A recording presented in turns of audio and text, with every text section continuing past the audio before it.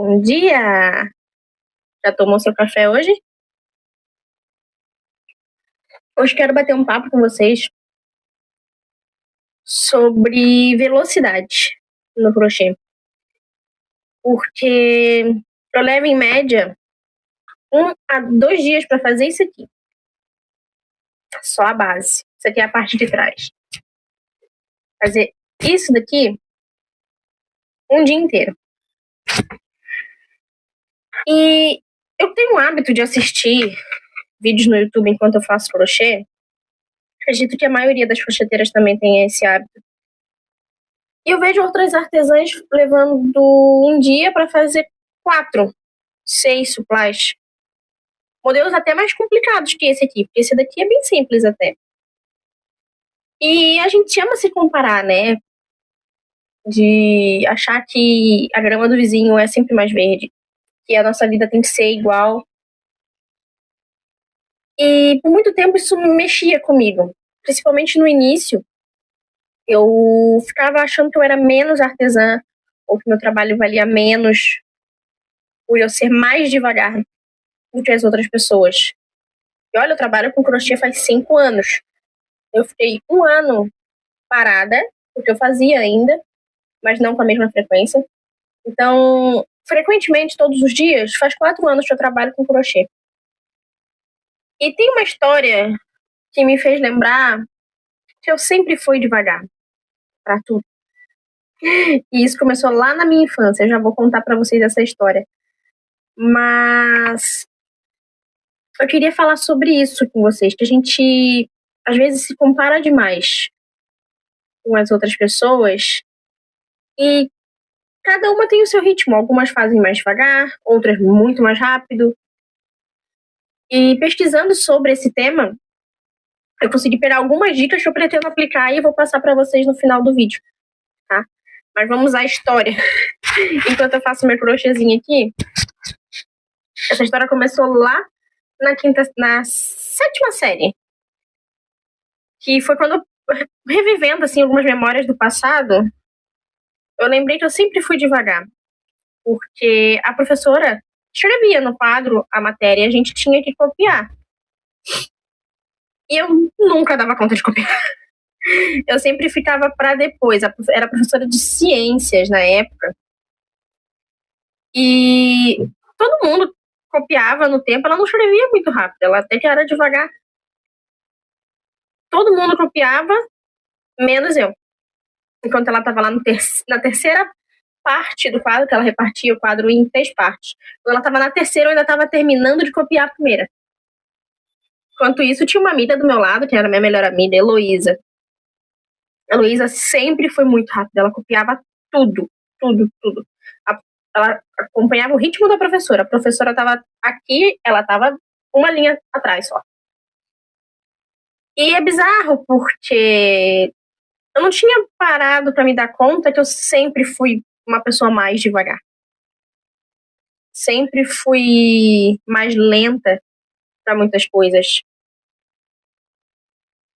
E eu sempre ficava para depois da aula e ficava pensando, nossa, será que eu sou preguiçosa? Será que eu não sirvo para nada? Mas com o tempo eu fui deixando para lá, né? E depois de adulta, aconteceu uma outra coisa que me fez refletir. Isso eu venho refletindo ao longo dessa semana, né? Porque eu voltei a trabalhar sob encomenda e eu precisei repensar meus prazos e datas para saber quanto tempo que eu levo para fazer cada peça e poder dar um prazo para cliente. Aí eu lembrei que na primeira vez que eu fui na casa da minha sogra, tadinha, ela ficou agoniada comigo. Porque eu sou muito devagar. Então eu fui pegar para lavar a louça para ajudar ela. E tava lá lavando. Só que pra mim eu tava rápida. Pra ela eu tava levando uma eternidade. Ela ficou tão agoniada que ela pediu pra ela mesma fazer. Sabe? Porque tava muito devagar e ela é mais acelerada, assim. Só que eu tava lá bem devagarzinha. Hoje em dia ela já aceitou que eu sou mais devagar. Então quando eu lavo a louça, sempre que eu vou lá, eu lavo a louça pra ela. Ou eu ponho meu marido pra lavar, mas normalmente eu que lavo. Hoje em dia ela só sai de perto. Ela vai fazer outra tarefa. Quando eu termino, que ela volta. Porque aí ela tem o hábito de sempre que eu tô terminando, ela volta pra pegar pra secar e guardar. Aí é isso, tipo, pra todas as coisas, inclusive dentro de casa, pra tudo, eu sou mais devagar. Eu já trabalhei, por exemplo, na Intelbras, foi meu último serviço. E lá, é, você tem que bater meta, como qualquer outro serviço, né? Só que é produção. Você tem que produzir, produzir, produzir. E assim, eu não era a mais devagar, eu acho. Mas também eu não batia meta. Eu não sei nem como que eles aguentaram ficar comigo por um ano, porque por mais que eu me esforçasse, por mais que eu, sei lá, não ficasse conversando o dia todo, mesmo que eu ficasse calada, sem conversar, eles botavam a culpa na conversa. Mesmo nos dias em que eu ficava caladinha e tentando dar o meu máximo, não fluía. Eu não batia a meta. Eu não sei se tem alguma explicação para isso, mas isso se estende ao crochê. E o que eu queria conversar com vocês hoje é isso, que desde que eu comecei no crochê, eu venho me comparando com outras artesãs. E eu parei para pensar que não é o ritmo que vai determinar se você é mais ou menos artesã, se o seu trabalho vale mais, se vale menos. Não é isso, não é a velocidade. O que importa é você fazer o seu trabalho bem feito. É o carinho, o afeto, o amor que você coloca em cada peça, sabe? Se a sua peça é bem feita, se você se atenta aos detalhes e é tudo bem bonitinho, assim, sabe? Uma peça de qualidade. Não importa se você está fazendo 50 peças num dia, exagerei um pouco, ou se você está fazendo uma por dia. Por exemplo, um jogo de banheiro, eu levo 3 dias para fazer um tapete. Eu faço aquele tapete da Janine Freitas, que ele é. Eu não tenho nenhum aqui para mostrar, mas você faz umas 19 carreirinhas assim, e depois você faz o restante do tapete. É uma ótima explicação. Eu levo 3 dias para fazer um tapete desses. Se eu estiver muito empolgada e as crianças não demandarem muito de mim, pode ser que eu leve 2. Mas eu sempre ponho na minha planilha que eu levo 3 dias. Então pensa, um jogo de banheiro são 3 peças normalmente. 3 dias para um, 3 dias para outro, 3 dias para outro. Dá 9 dias para 3 peças. Então eu levo mais de uma semana para fazer um jogo de banheiro. Claro que se eu for fazer, por exemplo, uma bolsa, eu faço uma por dia. Então flui melhor, porque o fio é mais grosso. Mas se tratando de barbante, principalmente o fio 6, ele rende menos do que se tu for comparar com o fio de malha. Então, você leva mais tempo para fazer uma peça em barbante do que você levaria na malha, por exemplo. Só que eu nunca fui boa de marketing, então eu não vendo muito bolsa. Não sei se talvez o público que eu atinja não seja muito fã de bolsas ou em crochê, ou se o preço que eu coloco as pessoas acham caro, porque uma bolsa normalmente eu cobro de 190 a 250, depende do modelo. Tem bolsa até que é 300 e pouco, porque tem bolsa que me custa 180 para fazer, só de material, isso fora mão de obra. Então, realmente, bolsas são um preço mais salgado. E os meus supplies saem mais, e são os que eu mais demoro para fazer. Os tapetes também são os que eu mais demoro para fazer. Eu vendo um tapete simples, a R$ 40. Um jogo de banheiro a 120. assim, jogos de banheiro simples mesmo, sem flor, sem muitos detalhes, é só um jogo de banheiro simples, clean, sabe? Minhas peças costumam ser peças mais simples. O que tem de detalhado é tipo, uma carreira em dourado. Isso é mais, que diferente. É porque não adianta eu querer fazer, sei lá, enfeitar com um monte de coisas e não ir fazer uma peça por mês. Que dinheiro que eu vou ganhar? Salário que eu vou receber, sabe? Um suplá desse daqui simples, tem gente que vende. Eu já vi gente vendendo a 15, 20 reais. Eu ainda cobro barato, principalmente por ter o dourado. Não é o encanto da Círculo. Eu tô usando o da Supremo. O Fábula da Supremo. Mas eu acho que é barato. Eu cobro 25 a unidade do suplá. E eu vendo. Também já vendi por 30 reais. Teve suplá que eu fiz que eu vendi acho que a 45. Eu consigo colocar um preço ok aqui na minha cidade. Tem gente que não consegue. Tem gente que se botar por 20 reais não sai. Porque cada realidade é diferente. E isso se aplica também à nossa velocidade, sabe? A gente precisa parar de se comparar com a artesã,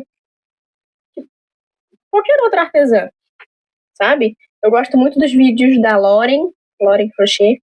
Gosto muito dos vídeos da Aninha Crochet Redex. Eu conheci recentemente, mas eu gosto dela também. Eu acho ela muito engraçada.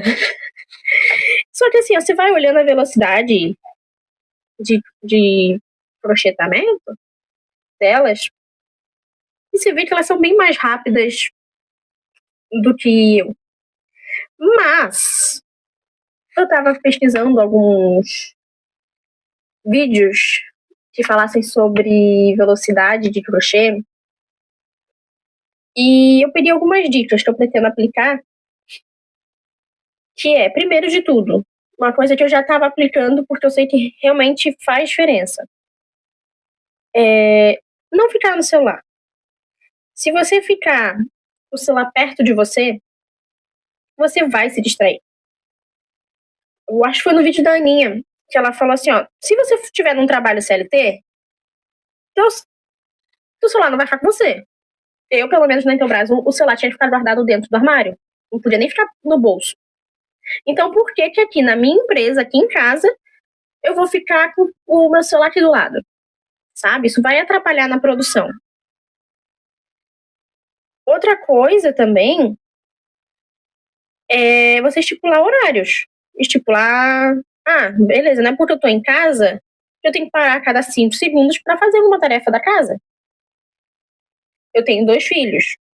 Então, o que que eu faço? Eu deixo pra fazer o meu crochê de manhã, que é quando eles estão na escola. À tarde, eu faço algumas coisas da casa. Algumas, eu não faço faxina durante a semana, tá? Eu deixo pra fazer faxina nos finais de semana, sábado e domingo, porque são os dias que meu marido tá em casa, consegue ficar com as crianças e eu vou organizando a casa. E é como se eu estivesse trabalhando fora. Durante a semana, quando eles estão em casa, de manhã eu faço meu crochêzinho, à tarde eu dou uma organizada, faço o almoço, fico um pouco com eles, vou pra sala e faço meu crochê de novo. Só que quando eles estão comigo, rende um pouco menos, porque eles querem atenção, querem brincar, ou me pedem para fazer alguma coisa. Então, o que me rende mais o meu crochê é de manhã, que é o horário em que eu me dedico mais, e é o horário também que eu tô escolhendo para gravar os vídeos, senão vocês vão ficar me ouvindo falar com gritaria no fundo, porque meus filhos são barulhentos. São muito barulhentos. E o que eu ia falar? Eu acho que eu tenho TDAH, galera. Eu também tenho a questão de... lembrei. De produzir sob produção. Fazer peças sob produção. Que é o que eu tô aplicando. Tipo, primeiro eu fiz as bases, todas elas. Antes de trocar. Tô com o barbante vermelho aqui. Fiz 4 bases. Depois que eu fiz as 4 bases, eu venho passando o dourado em todas elas. Depois de eu passar o dourado em todas elas, eu passo o vermelho em todas elas. Que foi uma dica tanto da Aninha quanto da Lauren. Trabalhar sob produção.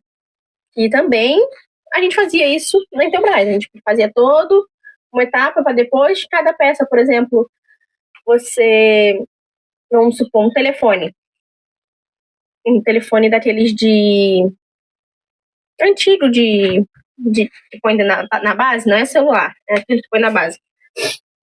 Você monta toda uma etapa, depois que montou essa etapa, vai para um outro setor, que o outro setor faz toda outra etapa.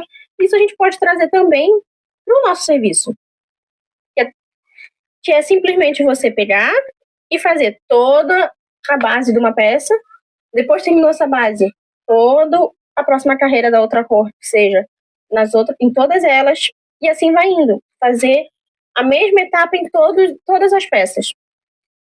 Outra coisa também que a Lauren falou é adiantar quando você estiver sem fazer o seu, por exemplo, eu cansei de fazer um suplá, quero fazer outra coisa. Eu vou fazer florzinha para tapete. Eu falei que eu não faço jogo de banheiro com florzinha? Sim. Só que, depois da dica da Lauren, eu comecei a fazer aquelas florzinhas, flor rasteira, acho. E eu acho que eu fiz 6 florzinhas num dia que eu tava bem cansada, que eu não tava com vontade de crochetar, que eu não tava a fim de fazer encomenda, que eu não queria ver mais essa linha vermelha na minha frente. Eu peguei. Deixa eu fechar aqui, que tá bem o barulho do lá de fora. Ainda tá, né? Mas assim, um dia que eu não tava com vontade, eu peguei e comecei a fazer a florzinha. Sei qual modelo que eu vou fazer. Não, mas eu vi que tem um modelo da Lauren que usa essas florzinhas e eu pretendo testar. Eu adiantei, eu acho que eu tenho 8 florzinhas rasteiras de azul e tem 2 florzinhas rasteiras de amarelo. O que eu quero dizer é que se você, por exemplo, faz tapete, jogo de banheiro com florzinha, você não vai fazer a florzinha, a parte verde, depois o tapete inteiro, depois vai pro outro tapete, depois pro outro tapete. Entendeu? O que eu quis dizer? Você faz as florzinhas, depois você passa o verde em todas elas, depois você faz a parte em cru em todas elas, depois, sei lá, o rosa, depois o bico, em todas elas. Vai fazer na mesma etapa em todas. Quando você terminar, você vai terminar as 3 peças ao mesmo tempo, juntas. Em vez de você terminar uma peça, começar outra do zero, depois terminar essa peça, depois começar outra peça do zero. Porque parece que não rende, você se cansa mais, mas às vezes você vai olhar para aquela peça e falar, meu Deus, eu não vou ter que começar outro, ainda tem mais um para começar do zero, ai, que coisa. E é o que eu tava fazendo antes.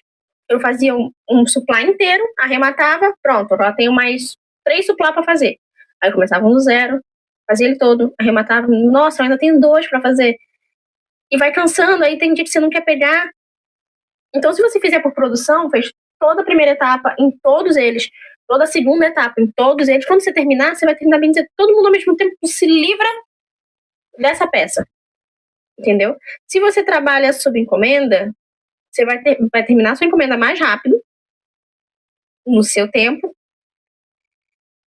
E se você trabalha sob pronta entrega, você pode fazer, sei lá, pega 10 dias para fazer base para sei lá quantos jogos de banheiro. Vamos supor que você quer fazer 10 jogos de banheiro. Nem sei se dá tempo.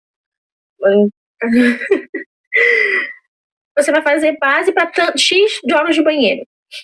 Depois você fez todas as bases, você vai lá e começa a fazer a segunda etapa em todos eles. Quando você terminar, você vai olhar, nossa, terminei tudo. E não vai te dar preguiça nem cansaço de fazer as outras. Eu estou aplicando, comecei a aplicar ontem não, porque eu já estava aplicando sem perceber, que isso aqui eu já tinha começado a fazer antes de ver o vídeo da Lori. Eu nem tinha me ligado que eu estava fazendo isso. Mas eu comecei a fazer... No dia que eu comecei a fazer isso aqui, eu não lembro que dia que eu comecei. Mas eu acho que foi hoje dia 17, dia 16, dia 15, dia 14, desde o dia 12, porque ontem eu não fiz muito crochê, não. Ontem eu fiquei fazendo as florzinhas.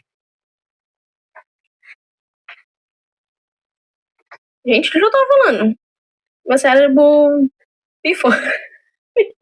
Ai, aqui no meu canal vai ser isso, gente. Eu tenho TDAH, então eu não... Sabe? Eu tô falando uma coisa e se eu não tiver uma colinha aqui, eu não sei nem mais o que eu tô falando. Eu tô olhando aqui pra ver, mas eu acho que eu já pulei tudo a minha cola. Eu falei tudo misturado, a minha cola. Mas a moral do vídeo se você se sente que é lenta demais, tudo bem. Isso não te faz menos artesã, isso não te faz o seu trabalho valer menos. Muito pelo contrário, valorize, porque o crochê, ele sai disso daqui para isso daqui. Pensa que, sei lá, você fez 500 pontos, vai 500 pontos aqui. Você teve que fazer esse movimento 500 vezes. Gente, isso é bastante coisa? Não acho que é pouca coisa, não. É bastante coisa. Cada pontinho é feito manualmente. Cada suplá é único. Por mais que você faça por produção, é único. Nunca sai perfeito exatamente igual. E assim, ó, nem máquina sai igual, tá? Porque por mais que seja feita em máquina, máquina também erra. Máquina precisa de manutenção. E nós não somos máquinas para sair fazendo... Sabe? Então, se você acha que você também é lenta, comenta aqui nesse vídeo. Me fale quantos suplás, quantos amigurumis, quantas peças você consegue produzir, como que é a tua velocidade. E tá tudo bem. Você só tá seguindo o seu ritmo. Isso também é lindo, tá bom? Um beijo pra vocês e eu vejo vocês no próximo vídeo.